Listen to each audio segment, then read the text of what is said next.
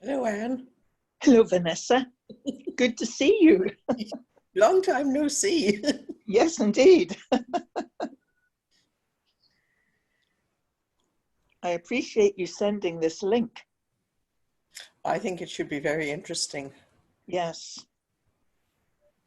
And thank you for getting back to me so quickly about yesterday's meeting. Okay.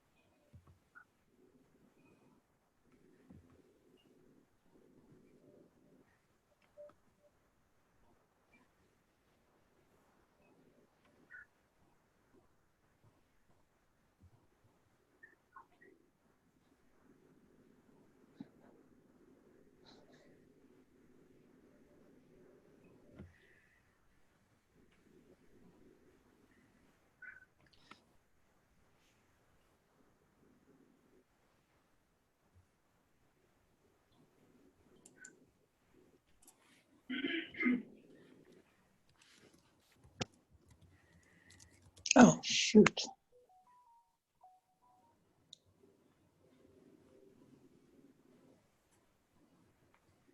Vanessa? Yes, Anne. Do we have to go to that www.menti.com thing at the top of the screen? I have no idea. I'm hoping that our host will explain all of that. Oh, okay.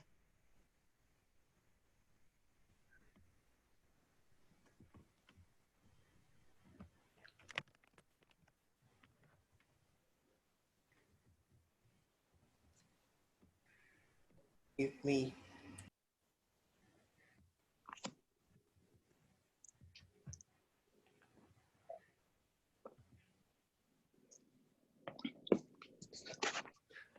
All right. Welcome, everybody. Thanks for joining us. My name is Keith Cherry. I'm an organizer with Common Vision, Common Action, and a fellow at the Cedar Tree Institute at University of Victoria. And along with Jen Nielsen, who's an organizer with Common Vision, Common Action, I'll be helping host our little virtual webinar today. Really appreciate you all joining us, especially in these trying times. Before I say any more, though, I want to start by just acknowledging that even though we're gathered in a virtual space, we're discussing actions and advocacy and visions for the unceded territories of the Esquimalt, Songhees, and WSÁNEĆ nations. And just to recognize that in this time where all of us are feeling our freedoms and our connections to the land and to one another a little more constrained than they normally are, that perhaps it's especially easy for us to empathize with the colonial struggle and to bear in mind as we do this work the ways that we can really seek to enhance our connections with one another and with the territory we live on as well. So I'll just say a few words about how the virtual town hall is going to work today, including how we're going to do some voting, some kind of feedback gathering. through a tool called Menti. But first, let me just kind of introduce the idea of what we're gathered here to do. So this virtual town hall kind of grew out of Common Vision, Common Action, which was a grassroots initiative in 2017, where grassroots groups came together over a series of months to develop a common vision for eco-social justice in the Capital Regional District. And then we held a weekend-long conference, and people had a chance to discuss the draft policies that we developed and amend them and change them, and then ultimately endorse them as kind of a basis of unity for a bioregional agenda. We're kind of wanting to return to that process now in light of COVID-19, just because we feel that it's changing the political landscape so much. There are so many new opportunities and new challenges when it comes to seeking a fair and sustainable world. So we wanted to bring the community back together just to think about what do we want the world to look like as we emerge from this crisis, and how can we start to build that future now. And we're going to try and simulate the kind of participatory town hall that we had in person, but on an online setting. And this technology is new to the folks running this, and I think to most of us using it as well. So we ask for your patience and your understanding as we kind of try to find participatory tools in the virtual realm, and ask you to recognize that this is a bit of an experiment for us today. So with any luck, things will run smoothly. But what we're going to do is kind of go through a document that some organizers have put together, a draft kind of discussion paper for how we see the opportunities and challenges that this pandemic creates for us. And then once we've kind of gone through the existing draft, we'll break into breakout groups where we can talk about what's missing, what needs to change, what needs to be added, and have a chance to kind of amend that document. And then we'll come together and we'll share a little bit about what each of our breakout groups discussed. And we'll take a vote to see how much support this plan has, subject to the changes that we've discussed. And if we feel like we have a strong basis of unity, then the organizers will take all of your comments and the existing document, and they'll revise the document into kind of a final plan and send that back out to all of you for your approval. And then the hope is that we'll all be able to use that basis of unity to lay a foundation for shared advocacy in the months to come. Does that sound like a plan to everyone? Does it make sense? Mm-hmm. Okay. Excellent. So now we'll get to testing out our technology for getting feedback. I'm going to pass things over to Jen, my co-host, just to explain how Menti is going to work.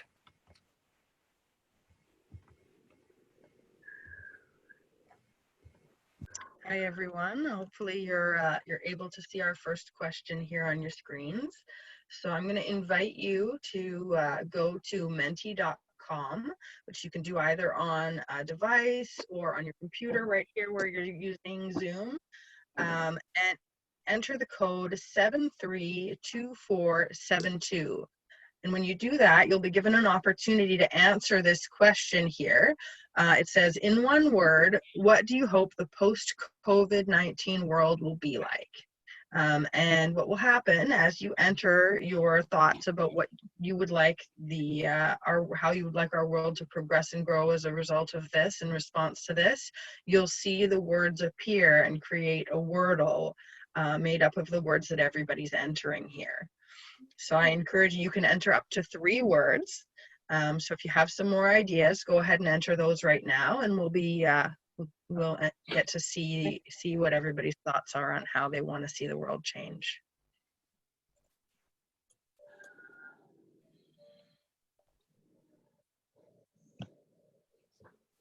Sounds like what we were planning to do tomorrow. Yeah.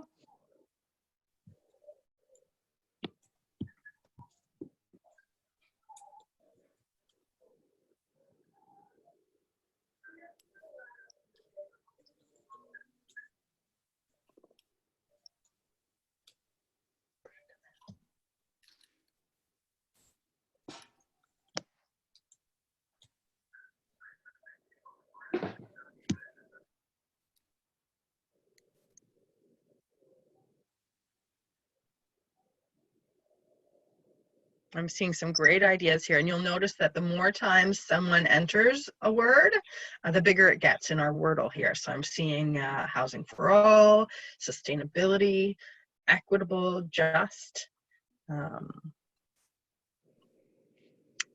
Ooh, some good ones. Regenerative, fossil-free world, Green New Deal showing up there. Socialist paradise. That's so optimistic. That's lovely. Okay, I'll give you guys just another couple minutes to get sorted out here and see if you can think of anything else you'd like to have appear in our Wordle. And if anyone is having a problem with the Menti technology, they can let us know in the chat there. And if it's really a problem, then you can always vote in the chat and we'll take into account your feedback kind of manually after the fact. Yeah.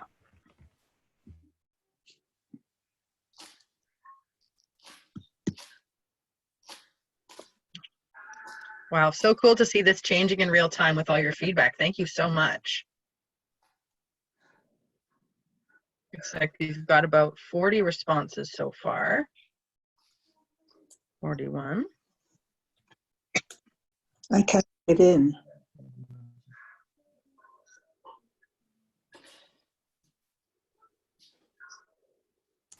Yeah, when I click on it, nothing happens. No, Okay. and I can't write anything. So in Zoom, Keith, maybe you could give some quick instructions for how to use the chat feature in Zoom? Yeah, absolutely. So if you look at the bottom of your screen there, you'll see a little chat box you can click that will open the chat function. Although it sounds like maybe you're trying to click on the website where it's showing you on the screen, and I think you'll actually have to type that address into your browser. It's not a link that you can click right now. So we've got about 50 responses here. I think we had about just over 80 people register for the call today. So I'll just give it one more minute for anyone to get any last thoughts in there. Oh, slower, that's a good one. I think we've all had a chance to experience life being a little bit slower over these last few weeks.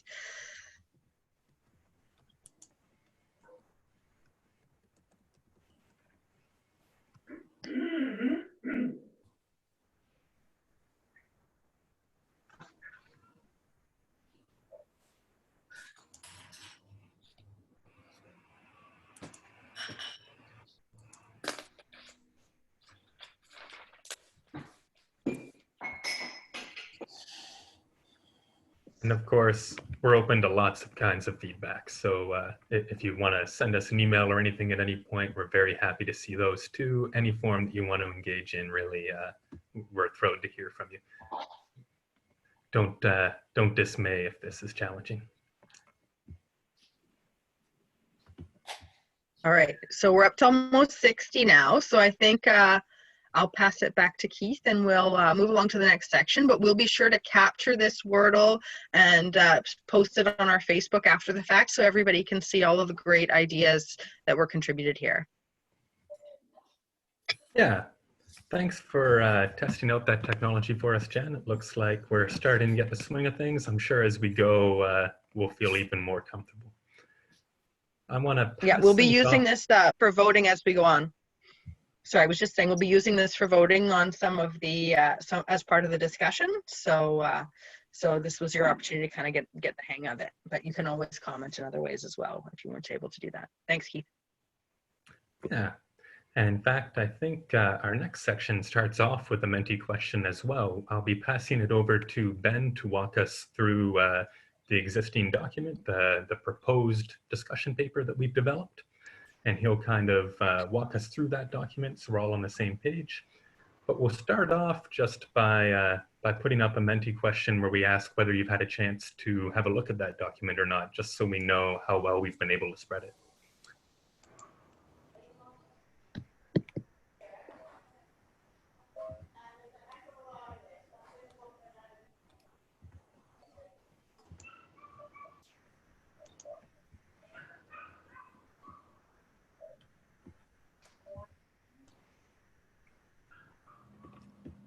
Okay, great. Thanks for weighing in, folks, and I'll pass things off to Ben now to walk us through the document. Thank you, Keith. I'm just going to make sure the technology is cooperating. That's displaying, I'm guessing? Yes. Perfect. Hi, everyone, and I hope you're all keeping healthy and well at this extraordinary time. And I don't mean extraordinary in a, well, it's unordinary for all of us, I'm thinking. Members of the CVCA organizing committee put together this draft policy paper to kind of begin to, I guess, outline possible measures that have been implemented in the context of COVID, but which we think there might be value in retaining those as we begin to look ahead to the post-COVID period and how to respond to several crises that we face, including the climate crisis, the inequality crisis, and also the opioid and overdose crisis. And so the first section of this draft statement talks about that sort of situation, how we've seen in the context of COVID, a massive outpouring of solidarity and mutual aid and care and compassion and sort of those elements of the human condition displayed in a way that maybe they hadn't prior to the crisis. And also how we've seen a substantial reduction in the consumption of fossil fuels and greenhouse gas emissions. And how the proposal, the draft policy statement, suggests that we aim to retain both of those elements permanently in the post-COVID period. So maintaining a caring society and maintaining a low carbon society. And so then there's some measures, there's these principles under number 1 in terms of ensuring that economic activity is oriented towards meeting core human needs within the limits of the planet and its life support systems. Also the principle that recovery efforts must align with recognition of human rights, including Indigenous rights, and aim at eliminating systemic barriers faced by a number of equity-seeking groups. It then looks at measures that local government can take to maintain on a permanent basis a reduction in the consumption of fossil fuels, including measures relating to the transportation sector, also emissions from buildings and energy systems. And then in the third section, it looks at measures that we can take to ensure that human rights are respected and expanded in terms of the right to housing, the right to healthy food, and access to adequate income and other supports, and recreation and nature and culture. And then the last section calls on the federal and provincial governments to take a number of steps to help implement the measures outlined earlier in the statement, including taxation and fiscal and regulatory tools, looking at the introduction of a wealth tax, looking at a major focus on transportation, and in particular transit and rail as a job creation tool, looking at specific supports for Indigenous people and communities in the recovery phase, looking at a permanent policy of clean energy and keeping the carbon in the ground, and looking at emissions from the aviation sector. So these were sort of preliminary ideas that members of the organizing committee came up with. And there was some preliminary input from a few stakeholders, but really today is the first opportunity from wider sort of grassroots community members and organizations to weigh in. And then after today's meeting, we're really inviting any and all comments by email. And then our committee will take what we've heard, compile them into a revised version, circulate it to everyone who's on this call and also others who've expressed interest in participating, and then hopefully have a statement that a majority, and indeed hopefully almost a consensus of participants of people in this town hall would feel comfortable endorsing, both individually and also with any organizations that you're a part of, and then actively promoting these policies in the community because we know that vested interests are aggressively pursuing their vision of what recovery should be in terms of billionaires and polluters and other companies pushing to basically obtain the maximum advantage in the midst of this crisis. And so myself and other members of the committee, we feel it's time for the grassroots to begin to articulate what our vision is. In Europe, they're starting to refer to this as a green recovery, and there's a number of ways to describe it. It aligns with, I think, values and priorities that the people on this call have had for years or decades. It aligns with the policy statement that we jointly put together 3 years ago at the conference at UVic. And I think this is just sort of an emergency program in the context of this specific phase of recovery. And I hope we can, as the measures are lifted and things move into a new normal, that we can once again convene in person and continue this process of grassroots policy development and implementation. So thanks for everyone's input, and thanks Jen and Keith for chairing and for inviting me to share the document today.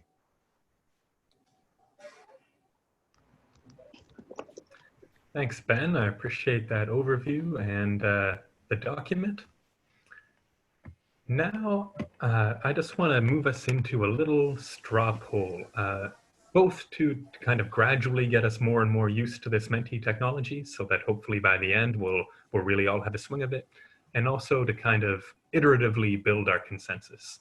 So we're about to do a deep dive. We'll go into breakout groups. We'll really get a chance to discuss and to amend this document. But we just wanted to take the chance to do a quick poll on the kind of basic principles, the spirit that's been put forward, and see to what degree we have consensus on that. And again, this will all just help us to feel a little more comfortable with the technology and to feel like we have a sense of our own unity as we go into the deep dive, but we will have an opportunity to really give in-depth feedback. So this is not your only chance to weigh in. This is just an initial straw poll to help us kind of move gradually towards a really deep and firm consensus.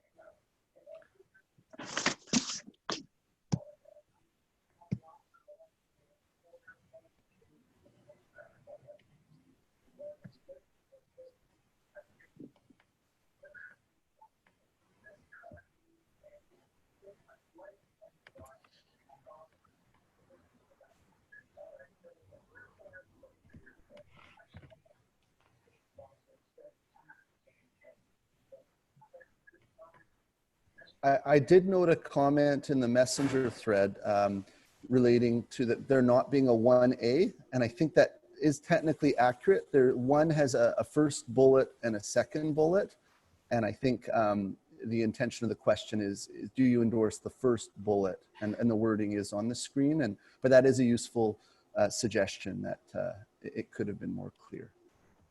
Thanks for that clarification. You're welcome.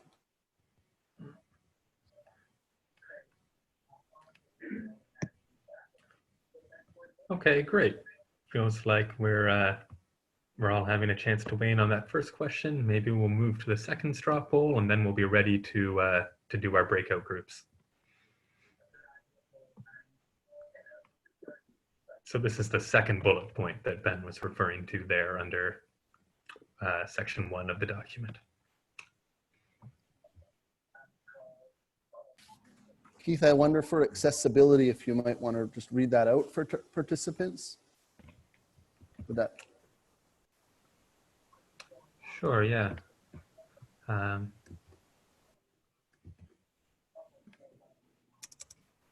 In fact, if you have it right in front of you, maybe you want to read that out, Ben. Sure. So recovery efforts must align with recognition of human rights, including Indigenous rights, with a focus on advancing equity and eliminating systemic barriers to living full, safe, and healthy lives that are disproportionately faced by Indigenous people, women, people of color, people living in poverty, people with disabilities, newcomers, refugees, people from ethnocultural minority backgrounds, and LGBTQ2S people. Oh, and there it is on the screen now. Okay, thank you.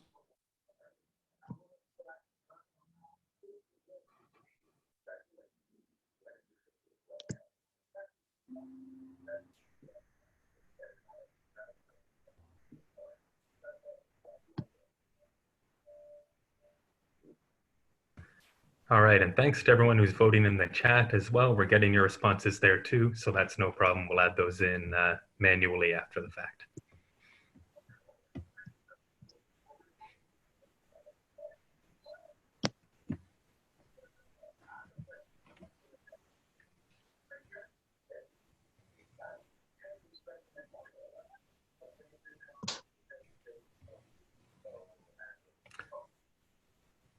All right, looks like our responses have come in. So we're on to our next technological experiment. I'm going to attempt to break us into breakout groups, 3 different breakout groups, so that we can discuss this a little more in depth in smaller groups. And with any luck, that will go smoothly. So you should each be moved into a smaller group in just a moment. And we'll be in those small groups for 45 minutes to discuss the document. And then I will bring us all back into the big group. You'll get a little message saying that your breakout room is ending and asking you to rejoin the main call. So you should all be assigned a breakout room in just a moment here.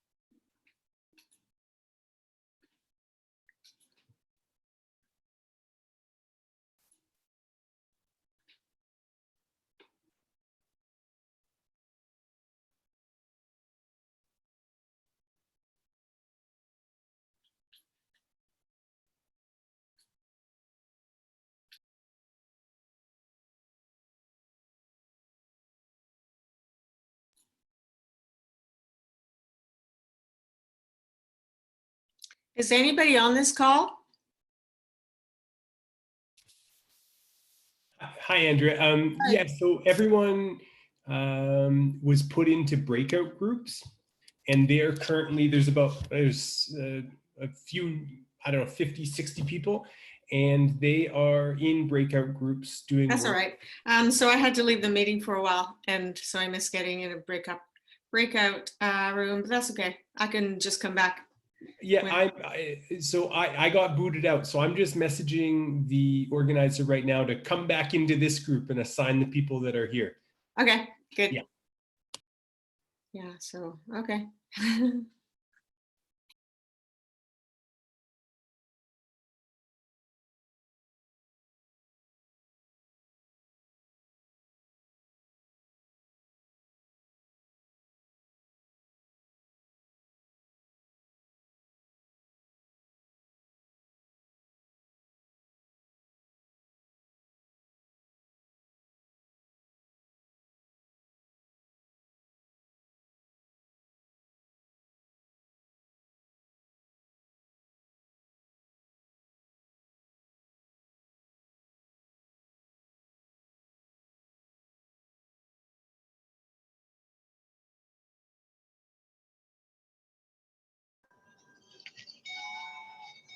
Thanks, Jeremy, for messaging the organizer.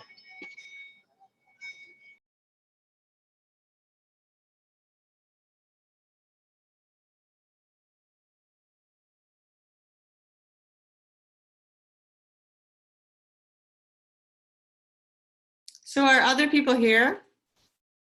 Colin, Uh, Eric? Yeah, I'm here as well, but I had to join late because I just was on something else earlier, and so So I was waiting to see about getting into a breakout room. I guess. who's talking? That's you, This is Jay? Eric Kelch. Oh, Eric. Yeah. I'm Andrea. And Colin? Eric. Yeah. So should we be talking about something?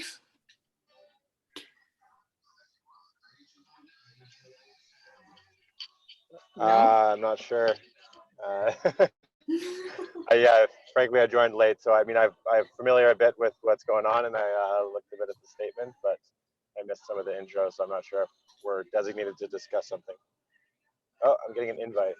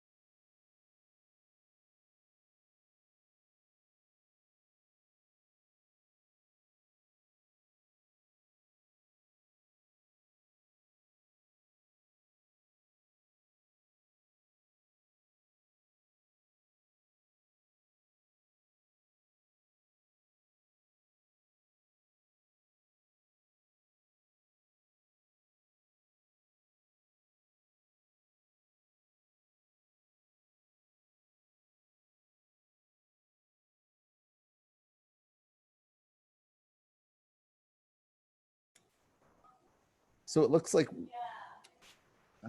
I can try to unmute. Looks like we're the first ones back here. So why don't we can continue our conversation, and when it seems like there's a block of additional people that join us, we can and we can also just have a bit of a break while we're waiting. So whatever people are inclined. Ben, I might have missed this earlier on, but is there going to be other sessions with, like you were saying, I forget how many other organizations and NGOs and other things that you're reaching out to, but is there going to be other sessions for just primarily that, like not necessarily for just the general public, but like to kind of get the movement all together rather than just all these individual organizations kind of going off on their own thing, whether it's just, you know, the one thing, climate change, or just, you know, addressing poverty and homelessness, and kind of like, let's bring us all together, and because we're all kind of fighting for the same cause. So Once I think everyone's back together, I could try to answer that, and then I'll hand it back to Keith and Jen. Okay. awesome.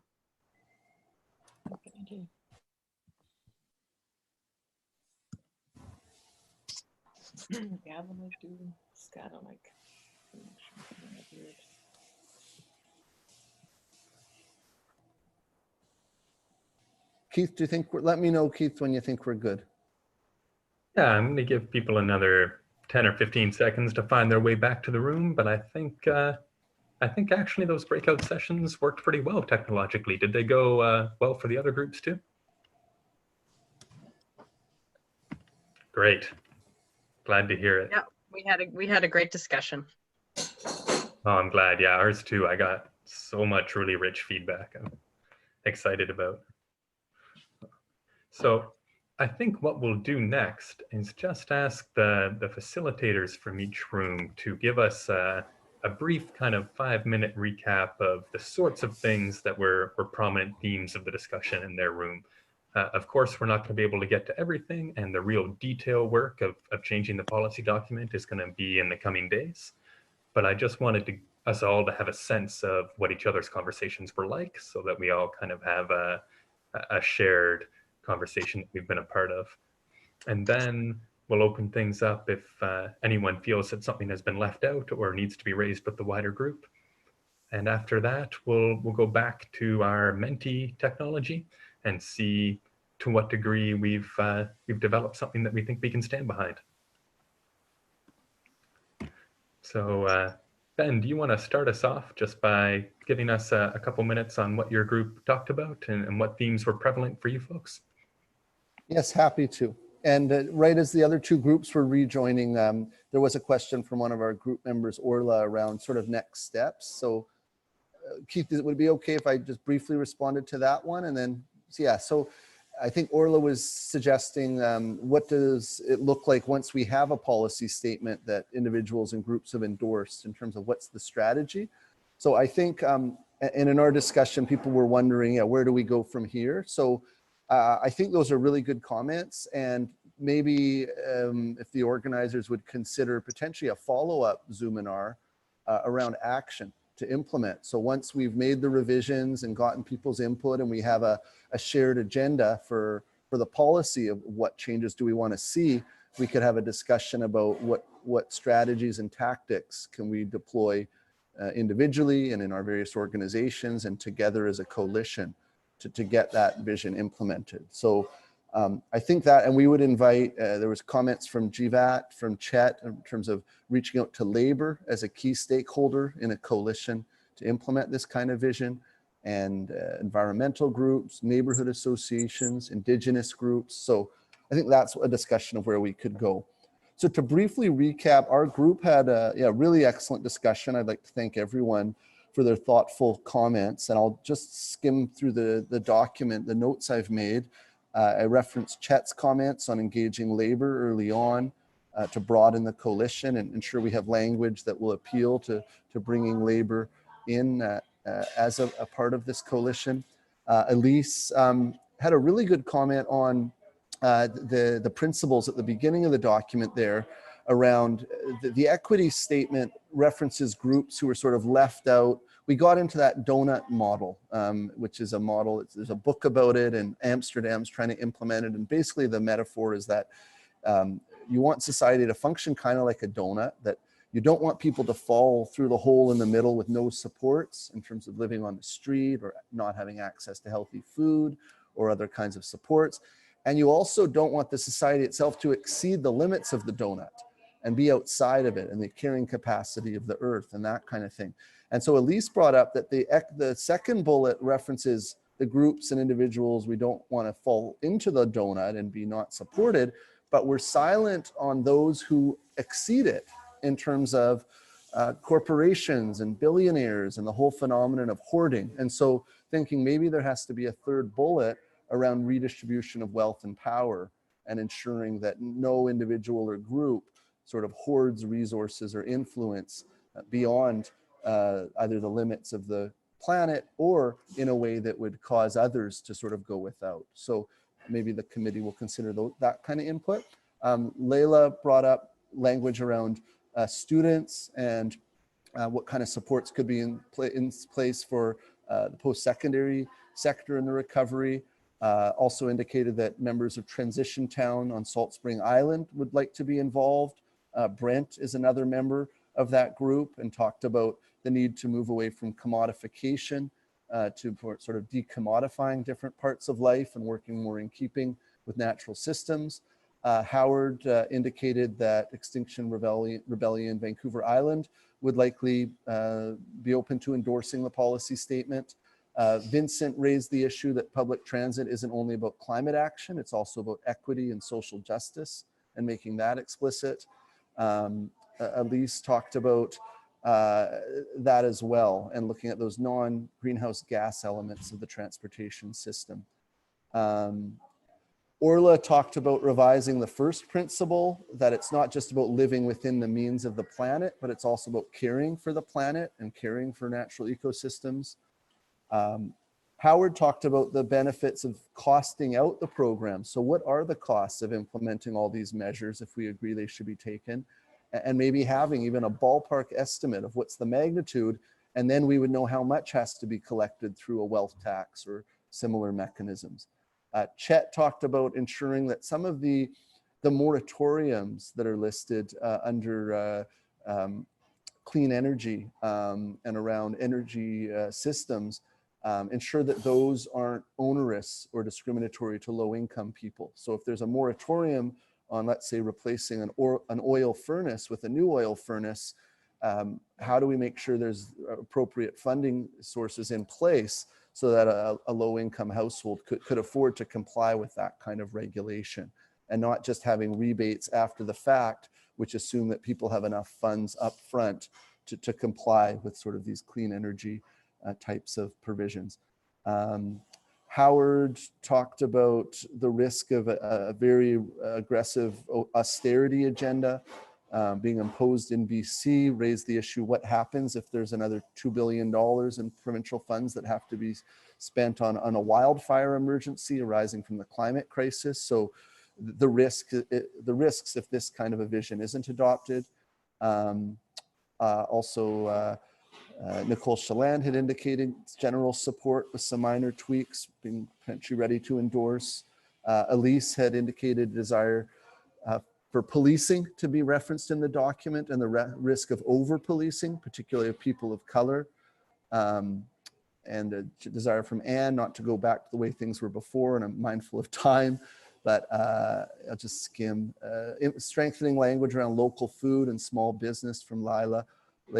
Elise wanting to not have the tourism sector go back to where it was, and even raising the issue of maybe the CRD needs to look to an economic strategy and a job strategy where tourism plays a smaller role than it played before, given that most forms of tourism are not very climate friendly.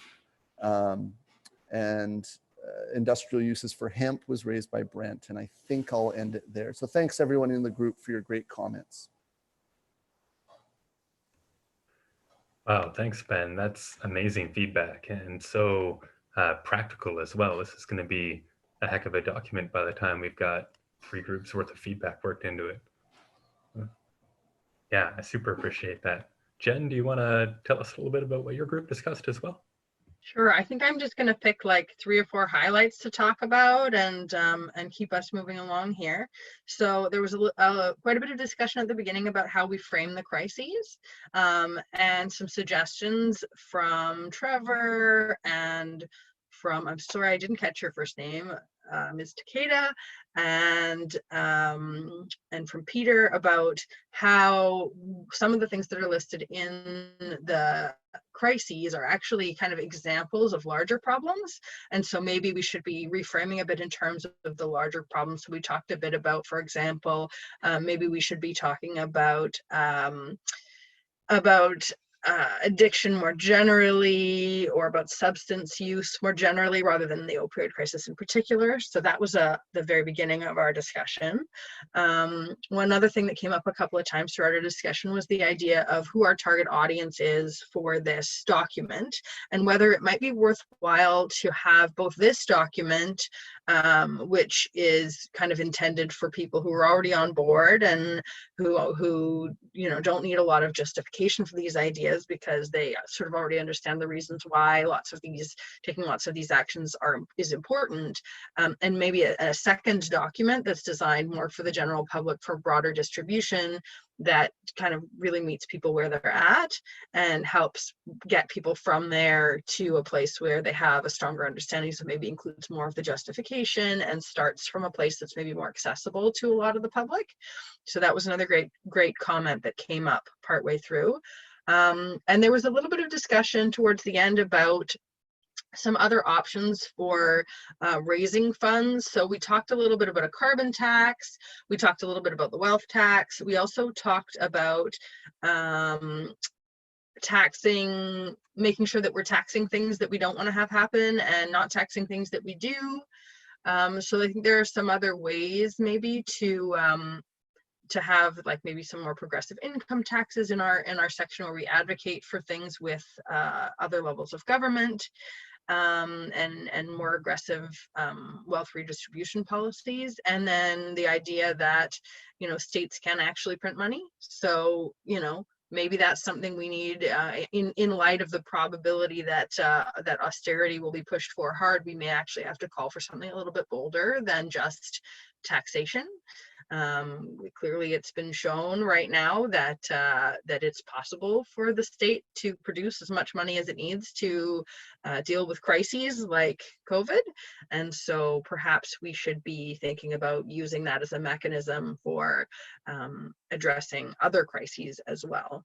And I think one last thing that I'll add is that was kind of an overarching theme, was that people were really keen on the idea of making sure we use really positive language throughout the document. So making sure people know that they're getting the dividends from carbon pricing and calling it that instead of a carbon tax, and making sure we talk about, rather than if we wanted to add something about a low meat diet, maybe talking instead about a diet high in plants. So just watching how we frame those things to make them sound really positive, rather than like we're restricting or rationing or telling people they can't have something. It came up in transportation as well, that we want to really frame the positives, rather than saying, well, no, we don't want you to drive your car, saying, well, here, we're going to give you another option that's even better for you. So thanks to everyone in the group for their great comments. This is wonderful. Yeah, I love those thoughts. Fantastic. I'm gonna struggle, I think, to capture even a portion of what my group was able to cover, but I'll try and hit a few of the things that stood out to me, and rest assured that I have much more extensive notes than that. But we talked about a lot of kind of specific policies that we'd like to see worked in there. Things like a real emphasis on the co-op model, both for housing and for economic production. We talked about transit systems, and also the need to make those not only free, but also accessible and electric. We talked about as well exploring some ways to recognize or compensate volunteer labor, given that so much of the mutual aid that's going on in response to this crisis, and so much of the work that keeps our communities running generally, is volunteer labor. whether there's something we can do through the tax system to help recognize the work that people are doing in an unpaid capacity. We talked a little bit as well about our approach to health and to mental health and to public health, and how reorienting ourselves towards well-being rather than responding to sickness would really help kind of put the focus on a lot of these programs that we're talking about. That you know, COVID isn't just a matter of social distancing, it's also a matter of building communities where people are healthy in the first place, both mentally and physically. And like the other groups, we talked a little bit about how expensive this is all going to be and the need to really shift revenue raising capacity to the municipal level where these programs are going to be put in place. So the hope to really kind of center the role of the municipalities and increase their share of the total funding matrix that governments are producing.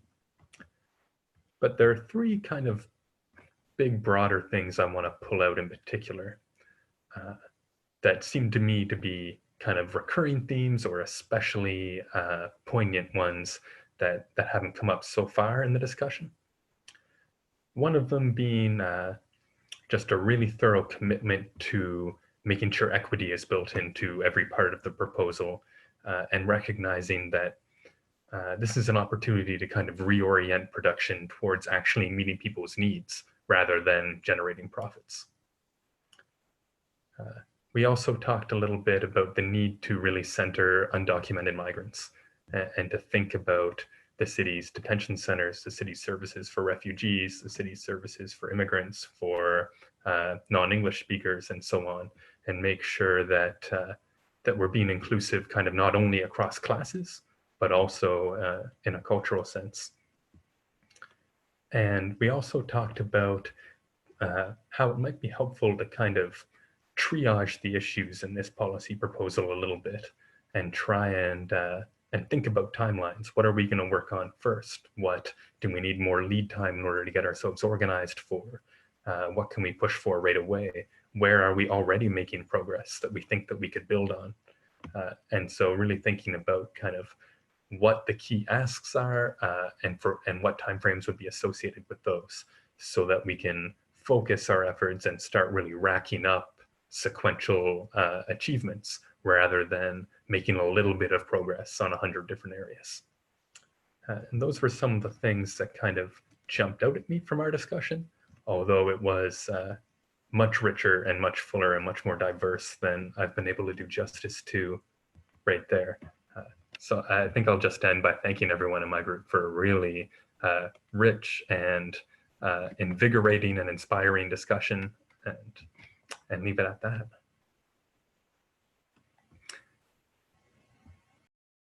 Now I just want to give a chance to anyone who feels like there's something that came out of their breakout group that didn't get covered, to throw that forward now if you feel like there's something really crucial that the group needs to hear, bearing in mind, of course, that that the more detailed comments will be brought into the document in a more thorough way. But I just wanted to make sure there was an opportunity if there's anyone sitting out there who thinks the group really needs to hear something further to make that space for them now. I couldn't unmute myself earlier and finally figured out how to do it.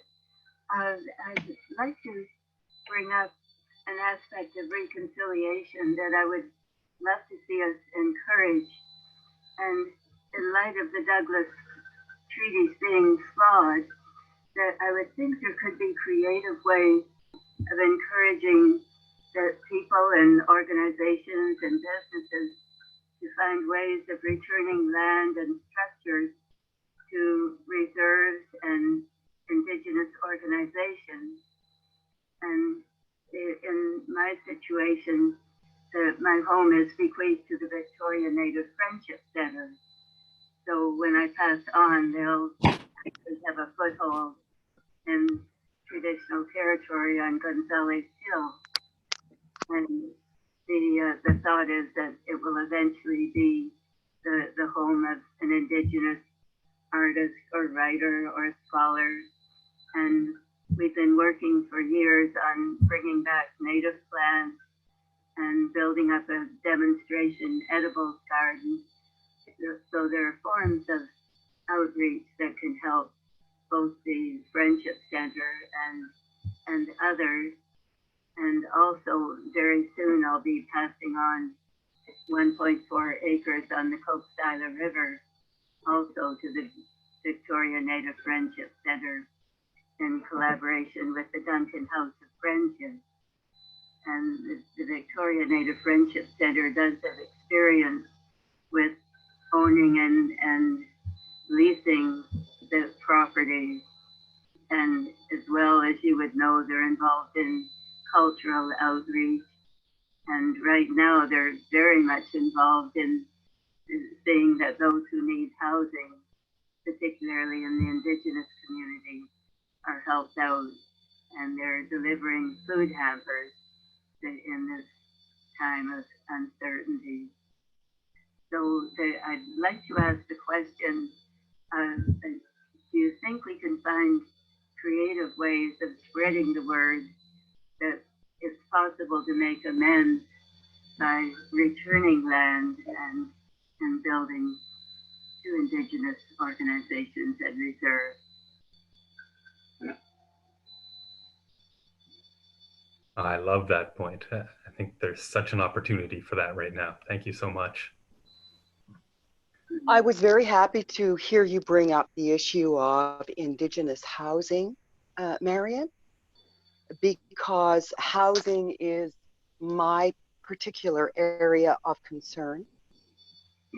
And Indigenous housing in particular is an area in which Canadians really need to pull up their socks.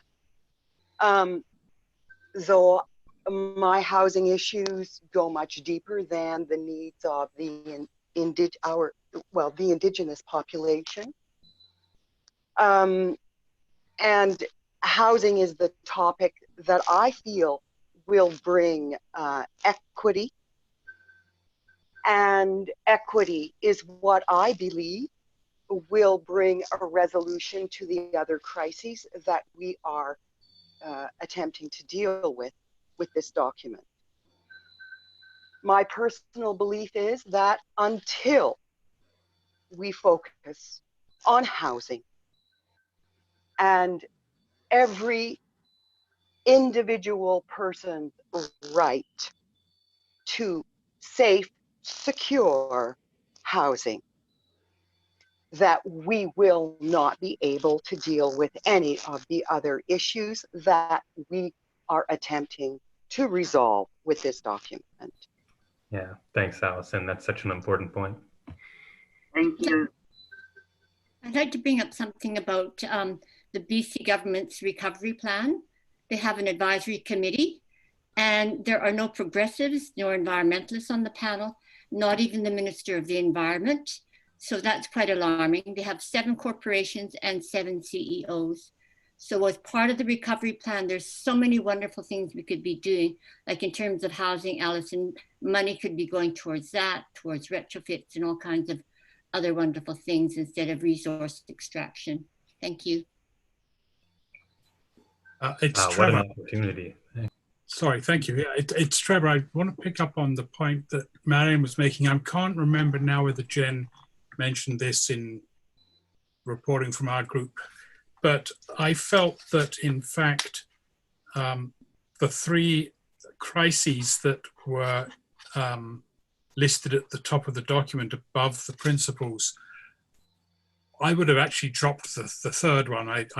I don't think the opioid crisis is in the same category as the other 2, but I would add what I called not exactly a crisis, but the reconciliation imperative as a 3rd issue that is as salient, as powerful as both equity and global ecological change, and in fact covers both and relates to both. So I would make that your 3rd principle. And I didn't call it a crisis because the crisis has been ongoing for 200 years. I suppose we could call it a crisis, but I think we're sort of moving past that to as I say, what I call a reconciliation imperative. Thank you. All right, fantastic. Yeah, I really like that point as well. And the connections to the other two crises, like you say, are so cross-cutting.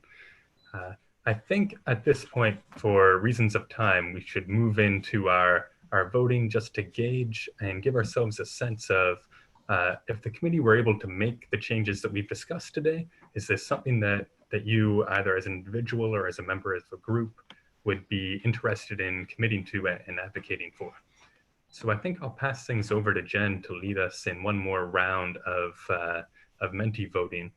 But I want to stress that the process of kind of collecting this feedback and working it into the draft is just beginning with this webinar. So that's work that will be ongoing, and it's work that we really encourage you to join in if you have the capacity to help with looking at these comments and looking at the feedback we've received and working it into the document. Get in touch with us. It's commonvision2020@gmail.com. And if you have any feedback that you feel like you didn't get a chance to get across, or you have a thought that occurs to you in the middle of the night, or you want a chance to express yourself at greater length, please write that down and send it to us as well. And the hope is that this conversation today is really just the start of a process of broadening out and refining and enhancing this document so that it's something we all really feel strongly about.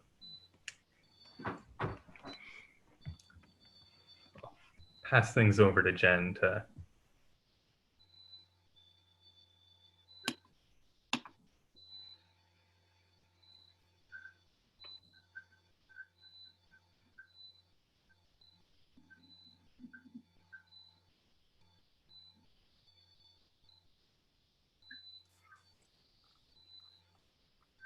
So if I can ask, when you're asking us to endorse this, we've heard a whole lot of suggested changes to it.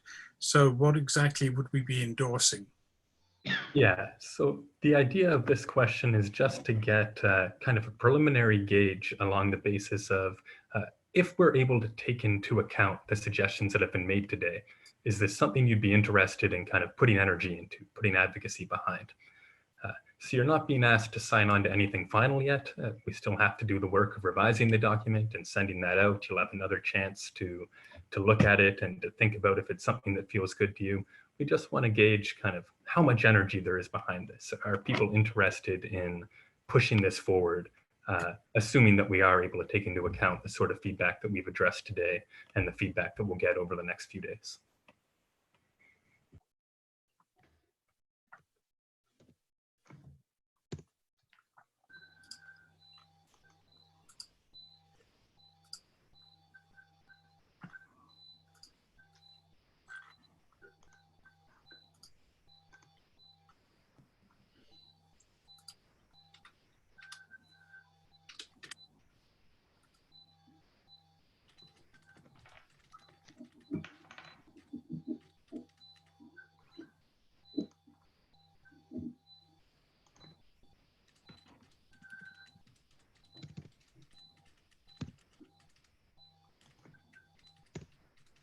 And Jen, maybe you can just let us know when you feel like everyone's had a chance to properly vote.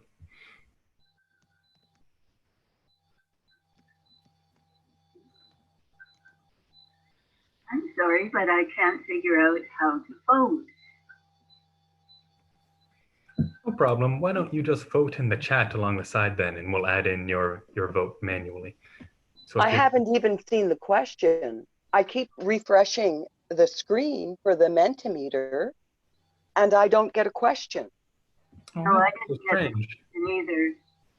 I just keep getting, oh, it's the question that I get is the old question, which is, do you endorse 2AF about reducing retail and commercial sales of gasoline and other fossil fuels? I think you have to, if you haven't answered the previous question, sometimes it gets stuck. I've answered it. I've answered it multiple times. Okay, then I'm not sure. And submitted it.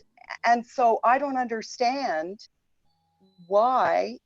I just don't get another question. That's happening to me too. I can't get any farther. Well, what seems to happen is once you vote, it clears the screen and it actually allows you to vote again and again and again and again, as far as I can figure out. Well, whenever I refresh the page, I just get the same question.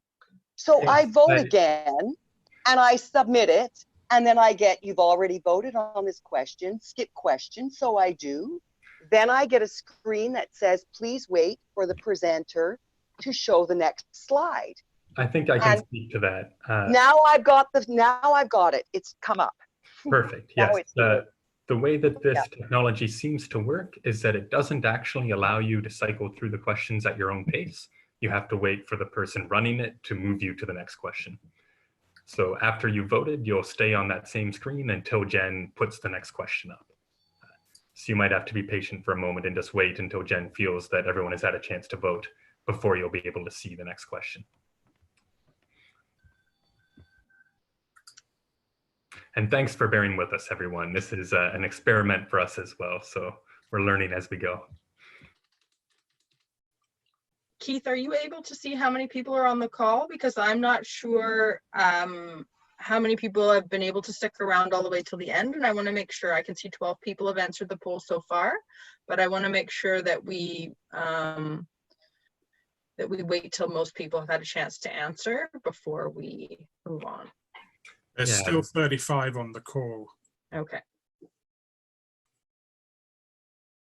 So I'll give it another minute in case anyone else wants to answer here, and you can also answer in the comments, and we'll collate those responses. And I see in the chat as well that some folks are feeling like they would rather contribute their comments and see what the next draft looks like before they answer a question like this. And that's totally fine too. There's no obligation to vote at this stage, and you're not being asked to make a final commitment at this stage. We're just kind of gauging to what degree we've been able to build something folks are interested in at this stage, but knowing that it will keep developing. So absolutely, if you feel better about offering your comments in a substantive form and coming back together with us later, that's totally fine too. And people can also vote to abstain. So we have an abstention option as well available there. So if you're not feeling like you're ready to say whether or not you support it, you're welcome to choose that option as well. I think it would also be helpful if every time a new question comes up on the screen, that you tell us that a new one has come. For example, a new question has just appeared now, and it would be beneficial, I think, if you would read that out for everybody so that people know that it's there. Okay, so I'll read out the new question now. It says, do you endorse 4A through F, advocate to the provincial and federal governments to support caring low carbon communities? Obviously, this is a summary because we can only fit a limited amount of text on these slides. So you can refer back to the other document as well to get a sense. And again, we know this is a working document. We're going to take all your feedback into consideration. Yeah, that was a great suggestion to read the questions out. Thank you for that, improvement to the process. In almost every case, we're looking at so many sub-paragraphs and sub-paragraphs. And I think we're sort of asking ourselves, do we agree in general with the thrust of this document? Because you could begin to take things apart and say, well, do you agree with this or that? So it's pretty much, I think, and maybe this is what Keith asked for in the first place, is a kind of an agreement in principle with this is a good idea. At least that's how I'm trying to answer the questions. Yeah, we're looking for a sense of whether we're going in the right direction or not. That's one way to think about it.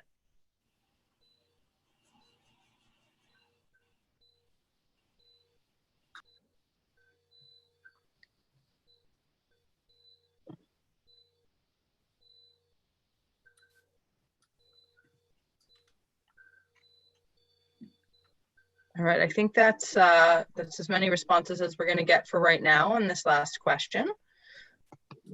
Yeah, and I think we're just about coming to the end of our time anyway.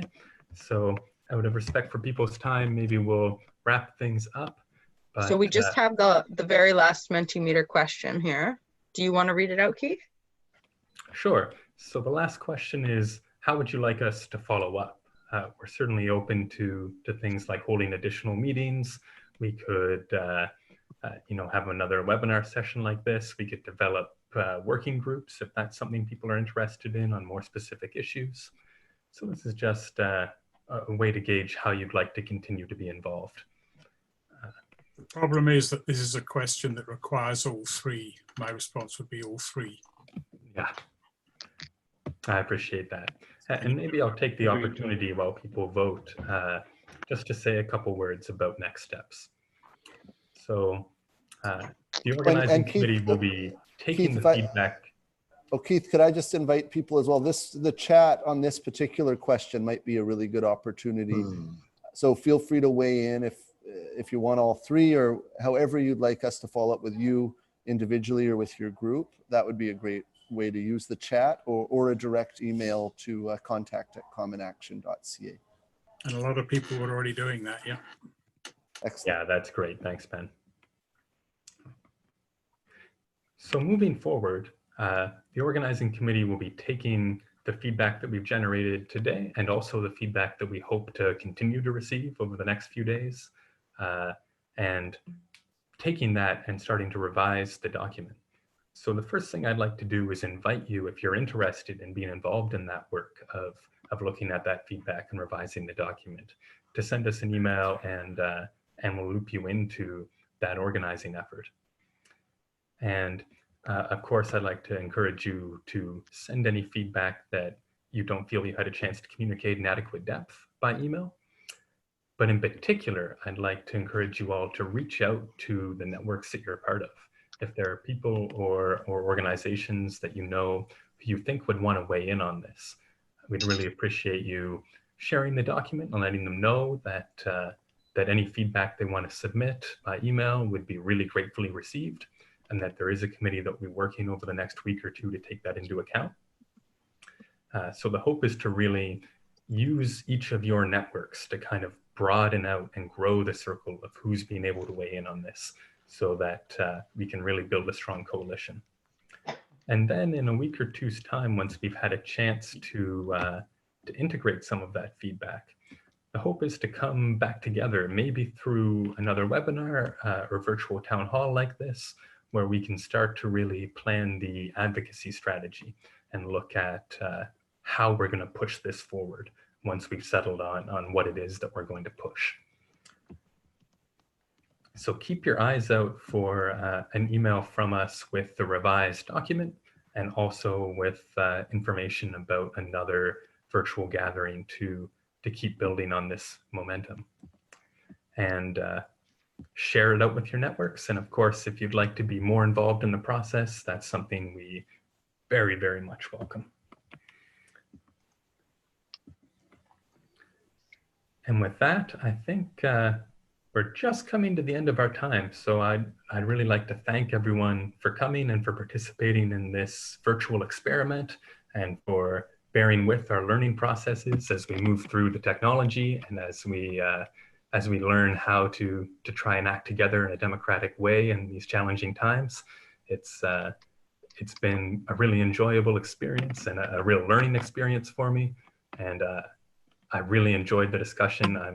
I'm leaving feeling, I think, more upbeat and inspired about our community than I have in a long time in this quarantine. So you folks lift me up, and I really appreciate it. And I really look forward to paddling on with you together. Thank you. Thank you. And a big thanks to the Common Vision, Common Action organizers as well, who were putting this document together and doing the work in the lead up to this webinar. Thanks, Keith, and everyone. Yeah, thanks. Good work. Keep Thanks safe. everyone for taking time out of your busy lives. Thank you. Thanks, everyone. Thank you. Till next time. Can you reiterate the email address one more time, please? contact@commonaction.ca. And it's at the very bottom of the policy statement.